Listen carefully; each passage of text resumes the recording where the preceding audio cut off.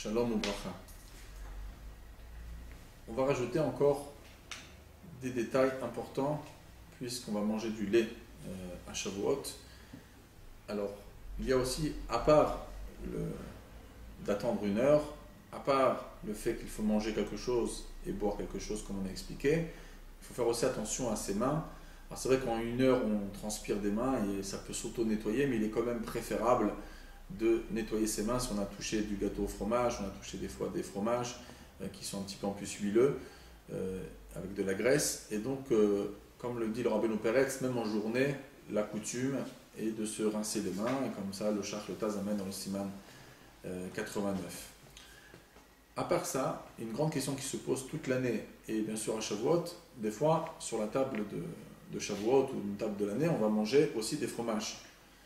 Et dans ces fromages, on se pose la question, est-ce qu'il faut attendre 6 heures?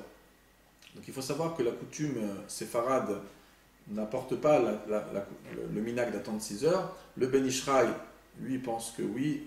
Et bon, il dit c'est selon le temps qu'on va. Des fois ça peut être 1 heure, ça peut être 2 heures, ça peut être 3 heures, ça va dépendre de combien de temps le fromage il va se monter et se préparer dans les caves.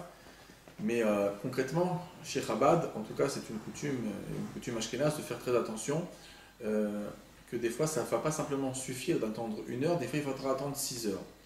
Mais pour faire en cours, c'est important de dire que la quasi-majorité des fromages qui sont sur le marché ne sont pas des fromages, même les gruyères qui sont quand même assez mous et qui sont largement pas dans les caves pendant des très très longues périodes, ça peut être 3 semaines, 1 mois, 2 mois, mais ça passe pas 6 mois comme le Shach dit qu'à partir de 6 mois en général, minastam, le fromage est considéré comme un fromage dur.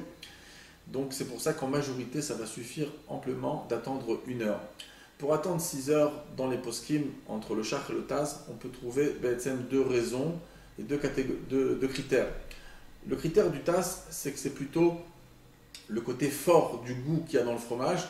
Et ça, il parle d'un fromage qui aurait même fermenté avec des vers, ce qu'on appelle des tolaïm, et à tel point que le Pri Megadim explique le Taz, il dit parce qu'en vérité, la chair du ver, alors c'est vrai que ça nous étonne, bon, ça nous dégoûte aujourd'hui, ça serait même interdit de manger des vers, puisque on serait dégoûté. Mais d'après la halakha, un ver qui a grandi dans quelque chose qui est détaché de l'arbre, ou détaché comme un fromage, et que c'est pas sorti à l'extérieur et revenu, c'est pas parti se promener sur la terre, etc. Et donc le ver n'est pas interdit à la consommation, donc c'est un ver qui a une texture un petit peu de chair, et c'est pour ça que c'est un peu comme la viande, il faudra attendre 6 heures. Donc aujourd'hui dans nos fromages, on n'a pas ce niveau-là de fromage, donc d'après la chita du Taz, il n'y a aucune raison d'attendre 6 heures sur pratiquement tous les fromages qu'on a dans les mains. Et d'après l'autre chita du Shach et du rameau en vérité, puisqu'il parle plutôt de la dureté du fromage et non pas du côté qu'il y a des vers à l'intérieur ou du côté fort, c'est plutôt, ça rappelle un peu d'où est venue la chumra bichlal d'attendre après le fromage. Le Rav Shlomo Luria bichal Seton, il dit c'est contre le Talmud et c'est super grave d'attendre 6 heures après un fromage, c'est une invention. Mais pour elle, c'est provenu du Maram de Rothenburg, qu'une fois il a retrouvé entre ses dents un morceau de fromage. Donc eux, ils parlent de la dureté du fromage. Et la dureté du fromage, comme il s'est marqué, ça prend quand même pratiquement 6 mois pour atteindre ce niveau-là.